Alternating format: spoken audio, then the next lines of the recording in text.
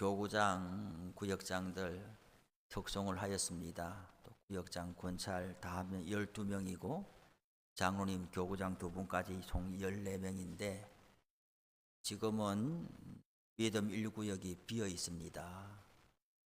내년도에는 믿음 1구역도 잘 살펴서 세워나가고 7개 구역이 다 이제 사역을 세워나갈 수 있도록 그렇게 기도하고 있는 중입니다. 교회 일이 다 수고하고 애쓰지만은 이 목회자의 입장에서는 구역장, 권찰은 저의 손이고 저의 발입니다. 저는 예배 중에서 성도님들을 대하고 설교하고 또 기도하지만은 각 가정별로 만나고 또 다른 곳에서 만나서 신앙을 권면하고 또 잘 나오지 못하는 분들은 또 잘 나오라고 또 하고 본인의 물질을 들여가지고 밥도 사드리고 뭐 커피도 사고 이렇게 하면서 구역원들을 잘 챙겨나가는 이분들의 수고는 교회가 얼마든지 격려하고 또 위로하고 또 알아들어야 된다고 저는 늘 생각을 합니다. 그래서 이 장로님들과도 상의를 다 거쳐서 내년도에는 우리 구역장 권찰들을 좋은 곳에 모시고 가서 위로하고 또 격려하는 시간을 가지려고 합니다. 올해도 이제 이렇게 저물어 가는데 더 힘을 내 주시고 또 우리 성도님들도 구역장 권찰들의 목회적인 그런 권면을 잘 따라 주시고 또 협력해 주시기를 바랍니다. 교회는 질서가 있어야 됩니다. 한 인간의 가정에도 무질서하면은 당장은 편한 것 같지만은 집 전체가 허물어지게 되는 거죠. 교회도 질서가 있어야 됩니다. 나는 하나님만 섬긴다. 그래서 되는 게 아니에요. 눈에 보이지 않는 하나님이 눈에 보이는 말씀으로 우리에게 가르치시고 또 눈에 보이는 이런 교회를 통해서 우리를 이끌어 가시고 하나님 앞에 서는 날까지 우리를 연단하시고 세워 가시는데 교회도 질서 있게 가야 되는 것이고 그 말은 저를 중심으로 또 구역장 권찰들이 얼마나 대우받느냐 그것이 그 교회가 되고 있느냐 미래가 어두우냐 하는 완전히 바로미터가 되는 거예요. 잘 안 되는 미래가 어두운 교회는 어떤 교회냐? 목회자가 가면은 귀한 줄로 알고 목사님 뭐 식사 대접합니다. 뭐 어떻게 하겠습니까? 목사님 뭘 원하십니까? 이거는 당장은 좋은 것 같지만은 갈수록 미래가 어두워지는 거예요. 왜요? 목회자 한 사람이 온 교인을 다 돌볼 수 없기 때문이죠. 회사도 그렇고 한의사가 진맥을 딱 짚어보면 알잖아요. 이 사람은 몰라도 한의사가 딱 맥을 짚어보고 병원에 가면 의사가 청진기를 딱 대보면은 어디에 맥박이 어떻게 뛰는가를 보면은 아하 어디가 아픈지 또 어디를 치료해야 될지 아는 것처럼 교회는 어디에 딱 대보면 아느냐 구역장 권찰이 얼마나 성도들에게 존중받느냐 요거 딱 대보면은 교회가 미래가 있는지 알 수가 있어요. 한 개인의 신앙이 얼마나 뜨거우냐 이건 저는 안 믿습니다. 이건 저는 목회 20년간 훈련에서도 나는 안 믿고 한 개인이 얼마나 뜨겁고 열심을 내느냐 이것은 종잡을 수가 없어요. 사람은 얼마나 많이 변하기 때문에 교회가 전체적인 질서 가운데 얼마나 미래가 있게 힘있게 나가느냐 성도들이 구역장 권찰이 자기들을 위해서 수고하고 애쓰는 줄로 알고 찾아와서 신방하고 또 기도하고 권면할 때에 그것을 목회자가 온 걸로 받아들이고 가볍게 대우하면은 그 교회는 미래가 있는 거예요. 틀림없어요. 이거는 완전히 믿는 말이에요. 우리 교회 제 입장에서는 구역장 권찰들을 귀하게 여기고 또 더 잘 사역할 수 있도록 격려하고 위로하는 시간들을 더 잘 준비하고 또 지금은 방학했지만은 새벽기도 마치고 늘 교육하고 훈련해서 구역원들을 잘 지도할 수 있는 실력을 갖추도록 제가 도와드리는 것이 제 일이고, 성도님들은 구역장 권찰들을 귀하게 여기고 이렇게 잘 협력하고 따라주는 것이 우리 교회의 미래가 있는 일이에요. 오늘 구역장 권찰이 교구장 구역장이 찬송하였는데, 권찰 포함해서 모두 하나님의 위로하심과 도우심이 여러분들 가운데 함께하기를 바랍니다. 오늘 성경 말씀은 구약 성경에서 처음으로 부동산 거래를 하고 있는 대목이 나와요. 성경에서 부동산 거래가 어디 있냐 싶지만은 바로 여기에 나오고 있어요.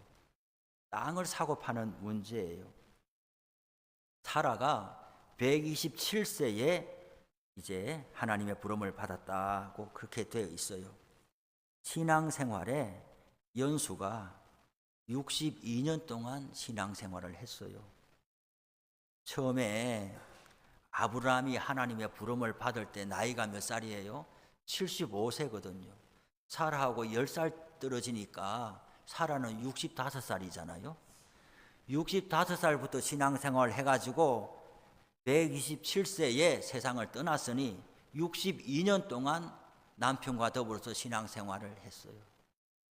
그리고 또 이 혼자 몸이 아니라 아브라함을 통해서 하나님이 약속을 주시고 사라의 아이를 통해서 세계 만민이 복을 받도록 하나님께서 약속을 하셨기 때문에 사라는 한 여성, 한 개인의 몸이 아니라 하나님의 언약을 짊어지고 가는 사람이에요.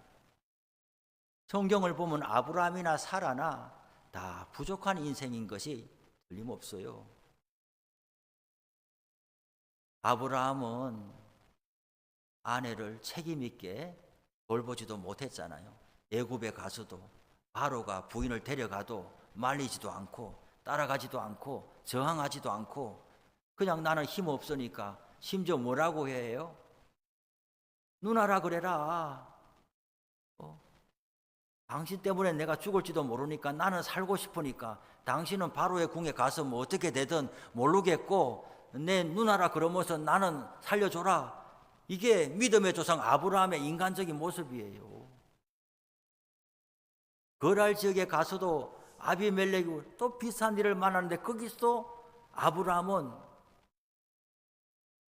내가 당신을 지켜주겠다 이렇게 된 것이 아니고 하나님이 나와가지고 꿈에 아비멜렉을 막 꾸짖으면서 이렇게 해서야 겨우 위기를 모면하는, 하갈이 임신해가지고 자기가 여종에 처진 것도 생각지 아니하고 여종인 사라를 멸시하니까 사라가 당신이 종 관리를 잘못하니까 종이 나보고 지금 멸시하고 대드는 것 아니냐 이렇게 하니까 아브라함은 또 지혜가 없어요.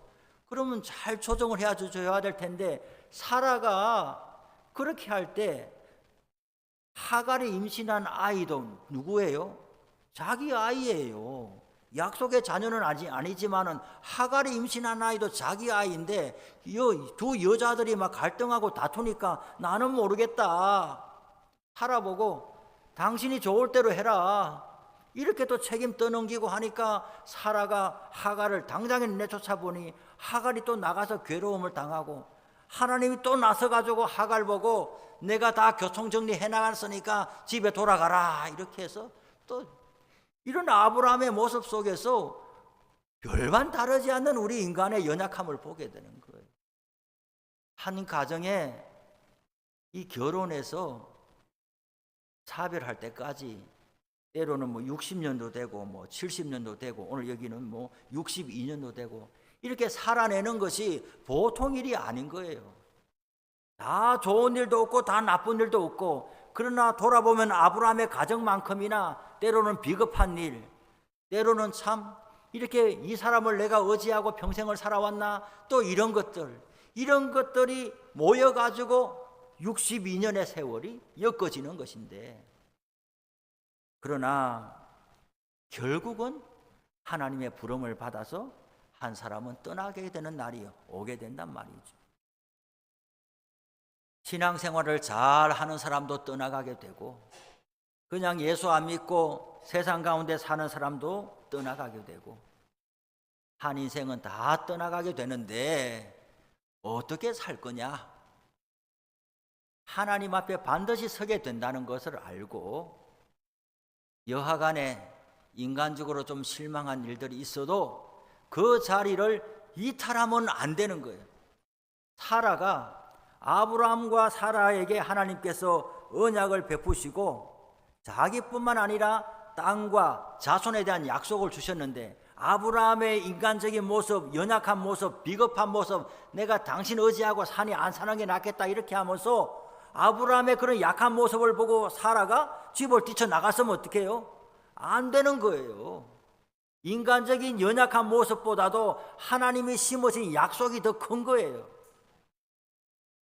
오히려 우리 믿는 사람들은 연약한 사람을 보고, 당신 때문에 예수 못 믿겠다, 당신 때문에 교회 못 나가겠다, 당신하고 같이 교회 다니는 것이 부끄럽다 이러지 말고, 그 이름에 걸맞는 사람이 되도록 도와줘서 키워줘야 되는 거예요, 사람을. 그게 바로 믿음 아니겠어요? 세상 사람들은 이것 때문에 버리지만은 믿는 사람들은 이것이 있으니 어떻게든 잘 도와줘서 그 그릇이 되도록 만들어 가는 거예요, 진짜.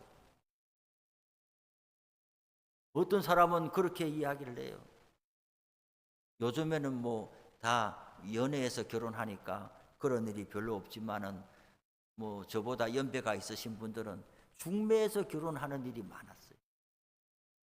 그 당사자를 알 길이 없고 그저 그냥 엄마가 이렇게 하든지 아니면 무슨 목사님이 중매하든지 이렇게 해서 그 집안을 보고, 아, 그 집안에 장로님 딸이네, 뭐 권사님 아들이네, 아이고 그 집안을 보니까 안 봐도 되겠네, 우리는 믿음이 중요한데, 그렇게 해가지고 아이고 좋다 해가지고 그 가정을 보고 이제 결혼을 했는데, 정작 결혼식을 하고 보니까 어떻게 돼요? 믿음의 가정은커녕 주일날 교회도 안 가려고 한단 말이에요.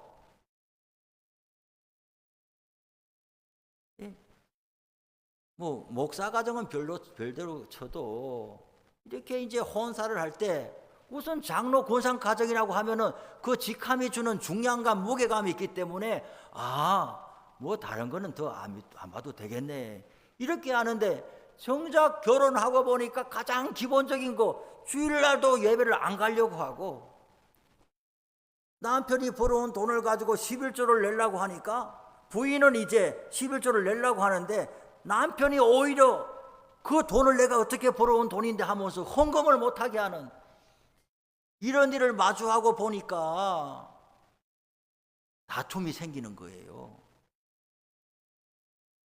이 결혼 생활을 하면서 큰 다툼은 어떻게 벌어져요? 서로 상대방이 뭐 안 맞는 거는요, 큰 불이 나지는 않아요. 그런데 그 집안 부모 욕을 하게 되면 큰 불이 나요. 맞죠? 네. 서로 다투면 할 수 있는데, 부인 입장에서는 시댁, 당신이 부모한테 그렇게 배웠냐? 아니면 이제 남편 입장에 친정에서 그렇게 배웠냐? 이게 믿는 집안이냐? 막 이렇게 하게 되면 큰 불이 나는데, 그렇지를 아니하고, 믿음의 집안에서 자라났는데 부모 신앙을 못 배우고 그만 이 나이가 들도록 이렇게밖에 안 됐구나 하면서, 그 사람의 연약함 때문에 그 사람을 버려버리고 싸우는 것이 아니라 그 집안의 식구에 걸맞도록 도와주고 견디고, 때로는 많은 눈물을 쏟아야 되겠지만은 그 시절을 견디고 나가면은 결국은 믿음으로 화평하고 승리하는 날이 온다는 이야기죠. 사라가 127세를 살면서 62년 동안 하나님과 동행하면서 아브라함의 연약함을 잘 견뎌온 것이에요. 승리한 것이죠. 그리고 우리 세상 가운데서도 주인공이 늘 스포트라이트를 받아요. 주인공 중심에. 하물며 이 옛날에는 오늘 낮에도 말씀드렸듯이 2000년 전에도 여성이 이름 석자 가지고 뭘 하는 것이 흔치 않았는데 아브라함은 4000년 전에 그 고대 당시에 아브라함만 어디 가도 다 주목받지만은 큰 산이 서려면 어떻게 돼요? 산맥이 이렇게 버티고 있어야 큰 산이 서는 것이지 산맥이 없이 산이 혼자 어떻게 섭니까?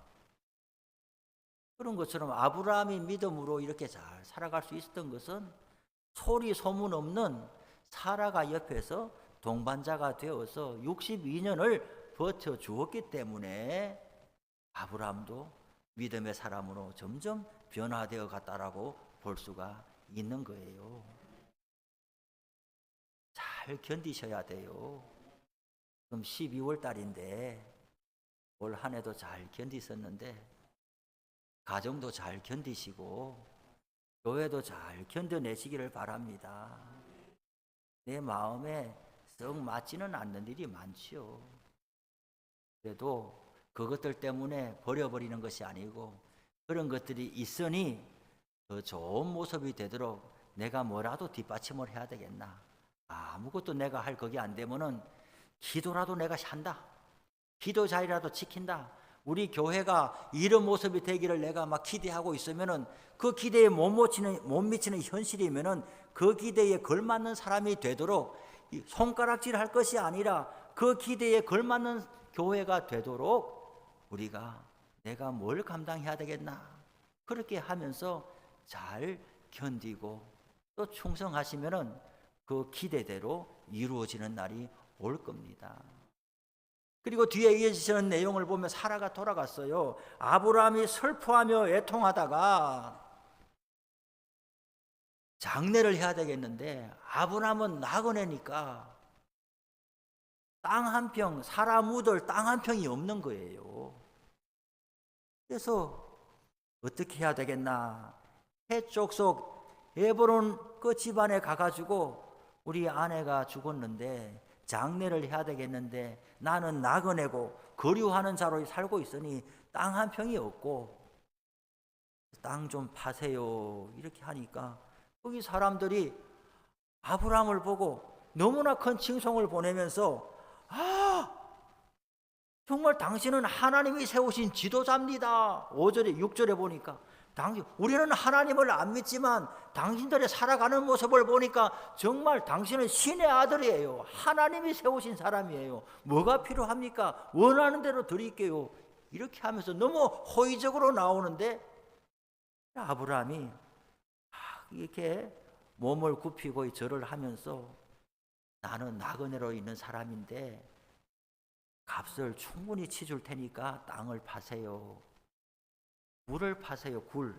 그때는 굴에다가 이제 시신을 넣었으니까 우리 아내가 묻힐 굴을 하나 파세요. 내가 염두에 둔 게 있어요. 에브론이라는 사람의 집에 그 밭에 굴이 하나 있는 걸 내가 아는데 그 굴을 파세요. 이랬으니까 또 너무 막 이렇게 좋은 마음을 가지면서 굴만 줄 것이 아니라 우리가 땅까지 그 밭까지 다 드리겠습니다. 그렇게 해서 아니요. 우상으로는 안 받을래요. 사람 마음이 어떻게 될지 알아요. 지금은 우리 사이에 무슨 돈 거래를 합니까? 내가 좋은 마음으로 드리니까 그냥 받으세요. 그냥 받으세요. 계약서 쓸 것 없어요. 아니 나를 못 믿어요. 계약서를 왜 써요? 그냥 해요. 그냥 해요 이랬는데 얼마 지나고 나서 계약서를 안 써가지고 어려움 당하는 일이 있잖아요. 계약서를 안 쓰고자 하는 사람이 나쁜 사람이에요. 말로 대충 이렇게 하면서 중요한 거래를 하려고 하는 사람이 나쁜 사람이에요. 아브라함은 지금 자기만이 아니라 사라가 이제 매장이 되고 언젠가 자기도 돌아가면 또 거기 묻혀야 되고 자기 아들도 묻혀야 되고 왜? 하나님께서 이 가나안 땅을 자기에게 약속해 줬기 때문에 이 땅이 앞으로 점점 갈수록 하나님이 주시는 땅이 돼가지고 자기 후손들 모두가 이 땅에 살아야 될 땅인데 그래서 하나님이 주신 땅인 줄로 믿습니다 하면서 강제로 빼앗는 것이 아니라 정당한 대가를 지불하고서 땅을 차지하고 난 다음에 자식들에게도 이 땅이 하나님이 주신 땅이다 소유권을 주장할 수가 있으니 지금 좋은 말로 공짜로 가지라 해도 나 공짜로 안 가집니다. 대가를 지불하겠습니다. 이렇게 하니까 에브론이 뭐라고 하느냐? 굳이 그렇게 돈을 주겠다 그러면은 시가로 말씀을 드릴게요 하면서 은 400세겔입니다 이렇게 하는 거예요. 은 400세겔이 돈이 얼마인지 아세요?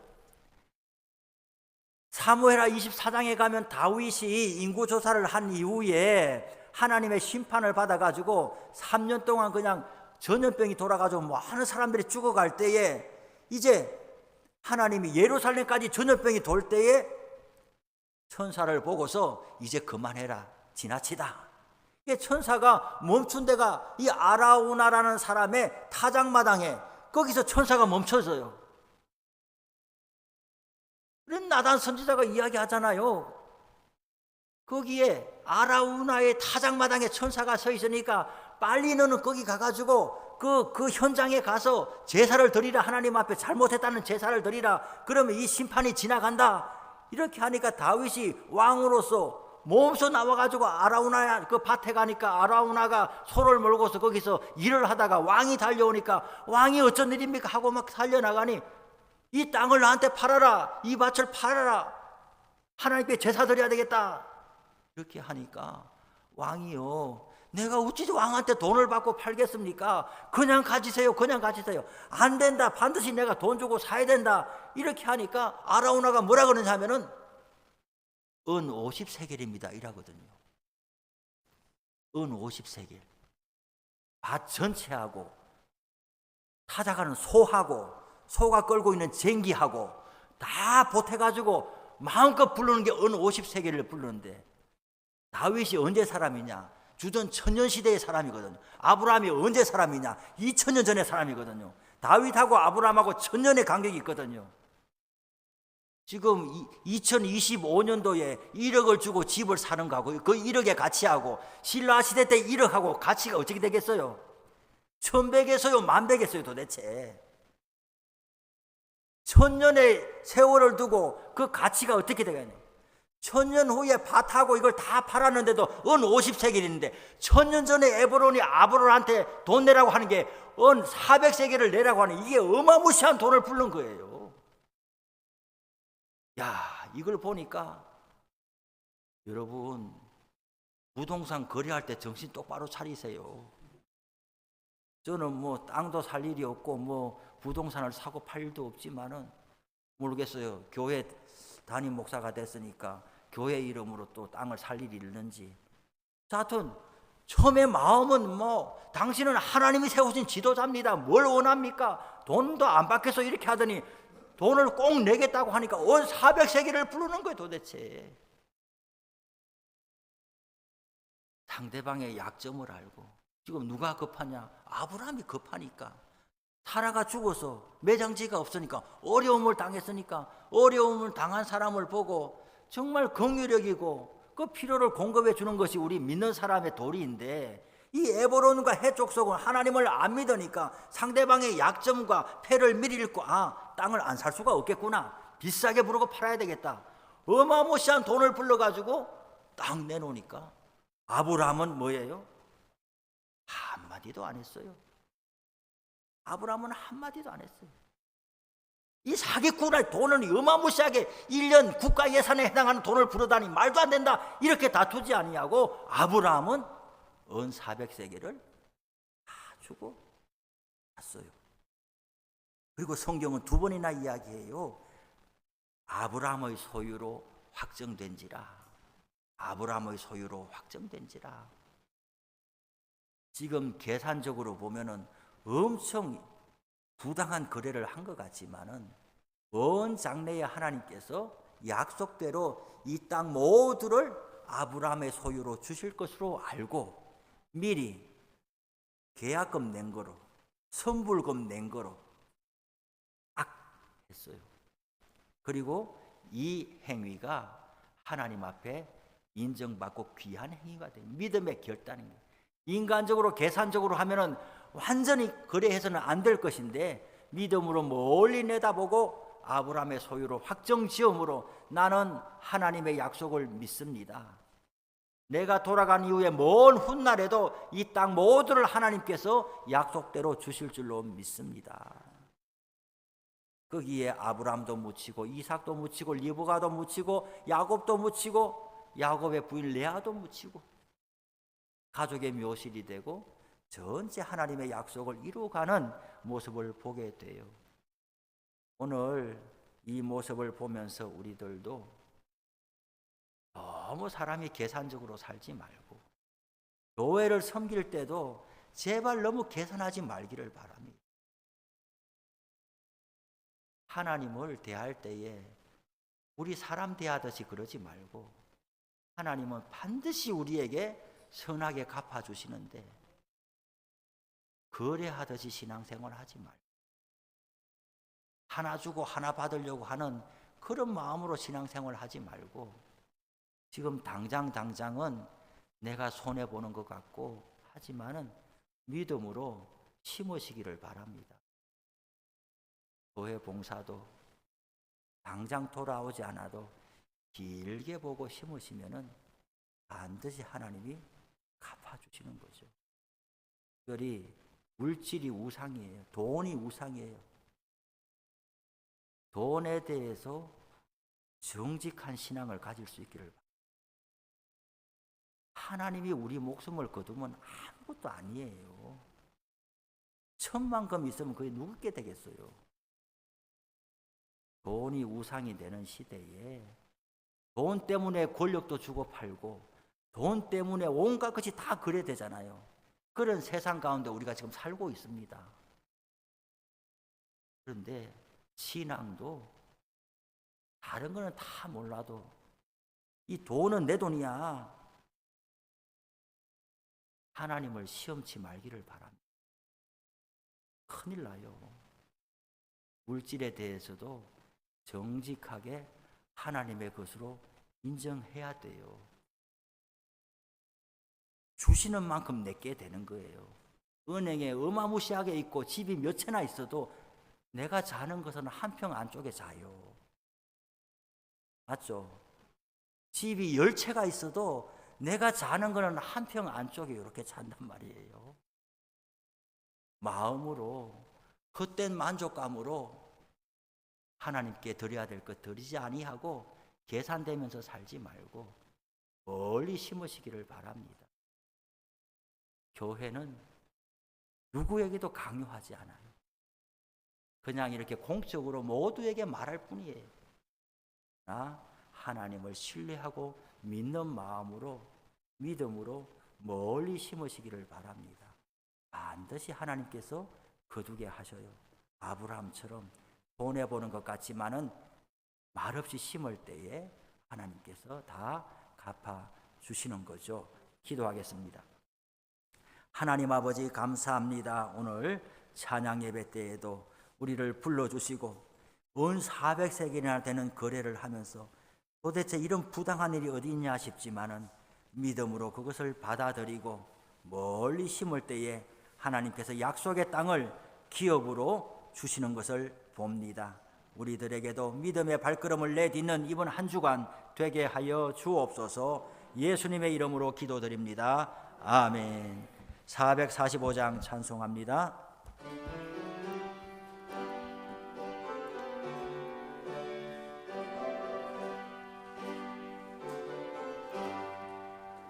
태산을